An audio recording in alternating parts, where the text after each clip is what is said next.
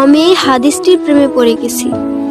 আপনি যখন নীরবে ঘরে বসে কান্না করেন, আল্লাহ তখন ফেরেশতাগণদের উদ্দেশ্য করে বলেন, কোন জিনিস আমার এই বান্দার চোখে পানি আনলো? ফেরেশতাগণ বলেন, আপনার বান্দা সুখে নেই, আপনার বান্দা অনেক দিন হাসেনি। এই বলে ফেরেশতাগণ কান্না করতে থাকেন এবং আল্লাহকে বলেন, হে আমার রব, আপনি জানেন আপনার এই বান্দার হৃদয়ে কি রয়েছে, অতএব আপনি তার জন্য সবকিছু সহজ করে দিন। আল্লাহ বলেন, আমার এই বান্দা এমন কিছু জীবন থেকে হারিয়ে ফেলেছে যা সে অধিক ভালোবেসেছিল।